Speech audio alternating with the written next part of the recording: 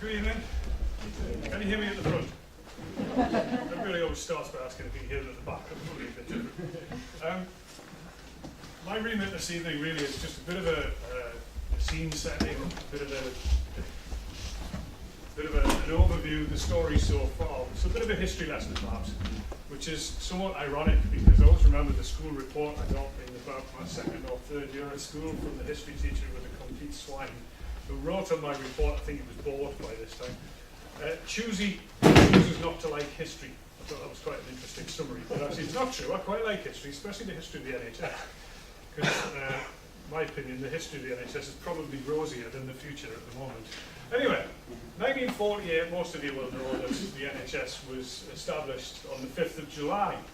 5th of July. I think for a long time people didn't really know what date the NHS started, but of course recently we've had the 60th birthday of the NHS and the 65th birthday of the NHS last year. Groundbreaking achievement from a Labour government at the time to bring in a healthcare system which provided a safety net for people, provided somewhere to go for those people who were ill, who had no money. In some of the slides on the previous show that was running there's a nice quote from Bevan where he talks about health being neither a choice or a privilege or a punishment, and it's just a fact. And so that's good. 1990, NHS, Community Care Act. This is where, in my time in the NHS, because I started working in the NHS in 1989 in Crossing Gateshead, internal market was introduced, which, prior to the introduction of the internal market, the department that I worked in collaborated very well with other departments from other hospitals. And when we ran out of something, we phoned our friends from across the water in Newcastle and said, "We've run out of this, can you send us some?" "Yeah, no problem, send us it back next month or when you get it replaced." Internal market comes in, phone rings, "Hi, it's Gateshead." Click. "I don't want to talk to you anymore. I don't want to talk to you anymore," because all of a sudden, with the internal market, the providers are competitors. And now we're seeing this again. So health authorities began to manage their own budgets. Prior to that, it was all kind of central funding. It was much more like a government body, if you like, with all of the problems that brought with it, all the inefficiencies and all of the bureaucracy. But it was worth it because it was the NHS and people were proud of it. So the health authorities began to buy healthcare from hospitals and other organisations. And then NHS trusts were formed. This was kind of the first beginnings of the fragmentation of the health service. I didn't know that slide was in there, but never mind. Not trust in the sense of trust law, but in the public sector corporations, right? That's a bit from a different presentation. Don't even worry about it. 2002. I only did this at 5 o'clock. 2002, foundation trusts were launched. Now this was where, from my opinion, if you like, beginning of the end of the NHS. And this is 12 years ago. Beginning of the end of the NHS because when foundation trusts were formed, they became separate legal entities. They became a body corporate. Prior to that, they were part of the Department of Health. Okay? A foundation trust is a separate legal entity, which means it has some of the freedoms that any business up and down this road outside of here, whatever it's called, would have the ability to go out to the market, to borrow money, the ability to set up subsidiaries, the abilities to borrow money, to lend money, to do all those kind of things. 12 years ago, that was when that freedom actually first started to creep into the NHS.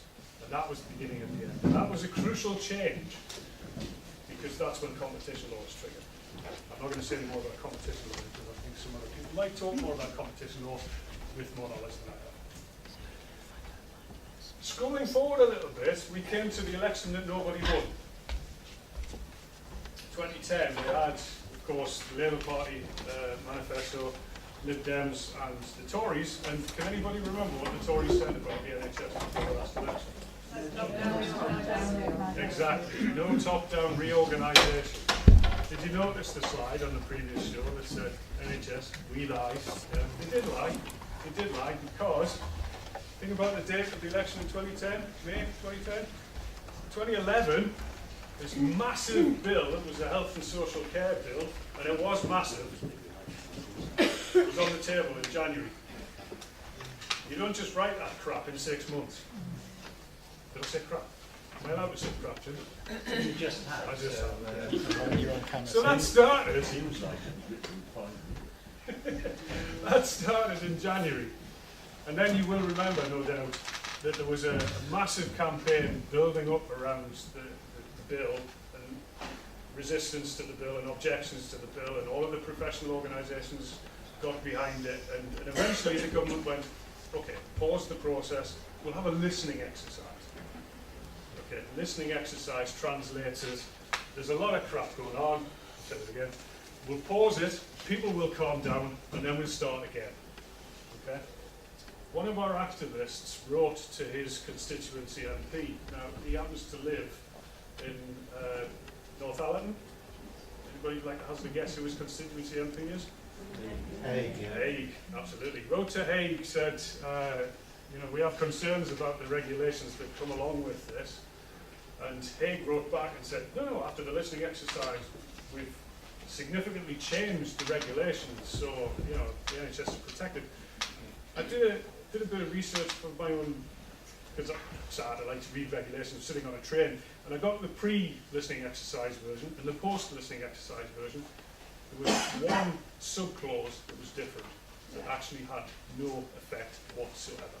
So the listening exercise was nothing of the sort. They might have listened, but they didn't change anything.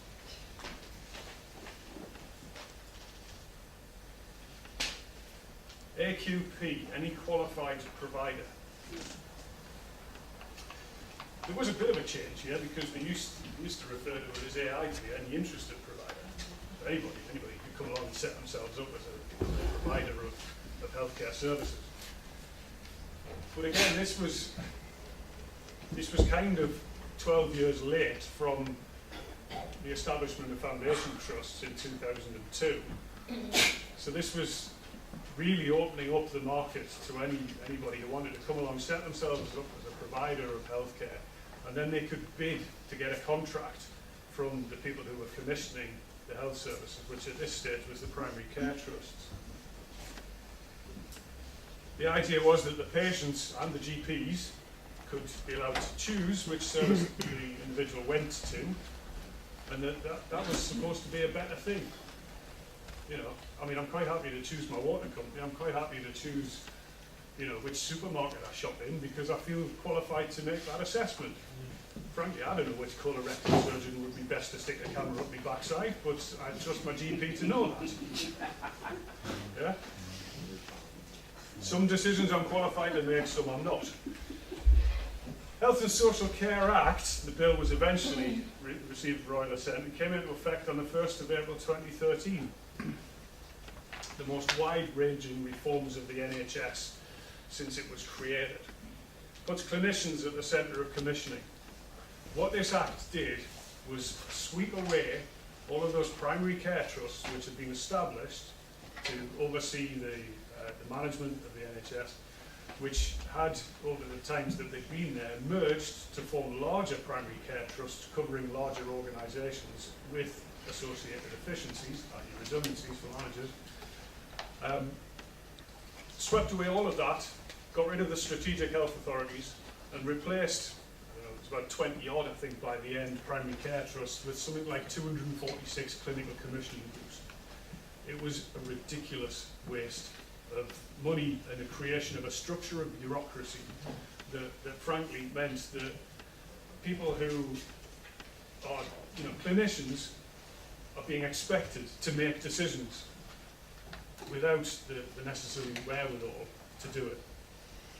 So where do you get that wherewithal? Where do you get that skill? Where do you get that knowledge base? Well, you get it from the private companies that helped the government write the bill in the first place. That's where it's been coming from.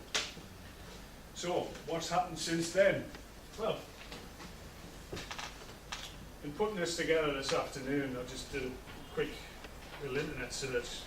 Some interesting research published in the Health Service Journal recently. 30% of CCGs have had to put services out to tender, 20% of them have been challenged under competition regulations. Okay?